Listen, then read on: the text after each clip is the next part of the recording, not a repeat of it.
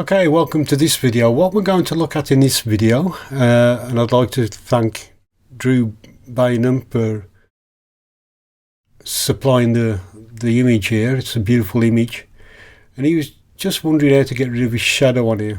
Now, there are lots of different ways, but I think with this image it'll be quite difficult to use frequency separation or anything just to get rid of this shadow here, and there might be a quite easier way.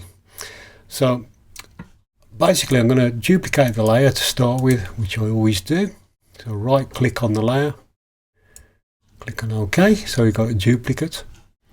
And what I'm going to do in this case, I'm going to use standard lasso tool, and I'm going to select the second option along there, which is just add to selection, and I'm going to copy this part of the wing. So I've got a feather on here of around 60. Now this does depend on the image. I may reduce that slightly actually. I'm going to type in about 50 for that. And what I'm going to do, I'm going to copy this part of the wing here. I'm looking at the other side to see where the shadow is.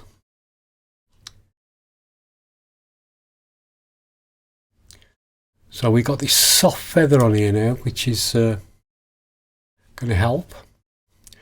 I'm going to copy that, so you can see we're on that layer. I'm going to go to Edit Copy,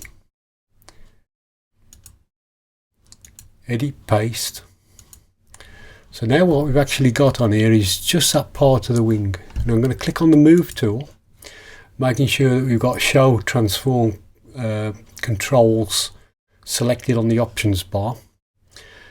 I'm going to put my mouse on the middle handle there, and I'm going to hold down the Shift key.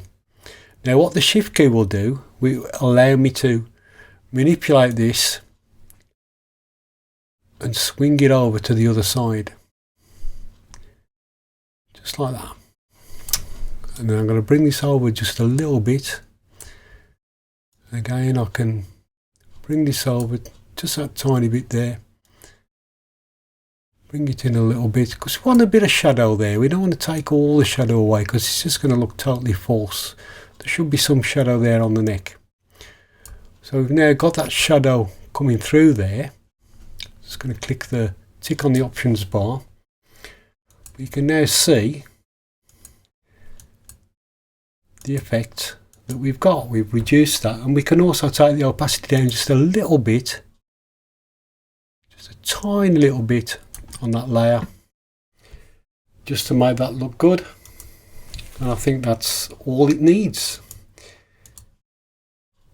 Now that's easy to do obviously if you've got something symmetrical, but you can do that. You can copy parts of an image. It doesn't got to be all of that selection that we made. You can just copy little bits and copy it and reverse it and paste it on the other side like we have done there. Job done. And I think that just makes a big improvement. So it's before and after. And what I'll do now is right click, flatten the image, and it's ready to save. And that is a beautiful image, I must say that. I love the colours in the background. So I don't even know if I'd crop that. I'll just leave it probably like it is. But that's for Drew to decide when he goes on it, so it's just some advice on the shadow there. Okay, so a very quick one that, but one that's, you know, you can learn a lot. It's analysing each image, so each image is different, and that's, you know, people say, you know, what's your procedure, what's your flow for, your workflow for images? And there isn't one, because every image is different. It's looking at the image and thinking, what's the easiest way to solve this problem?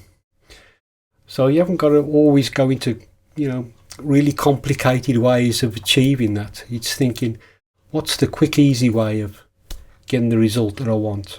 And in this case, it was as simple as that. Okay, so that's all for this tutorial. All the best from me, Les Arnott.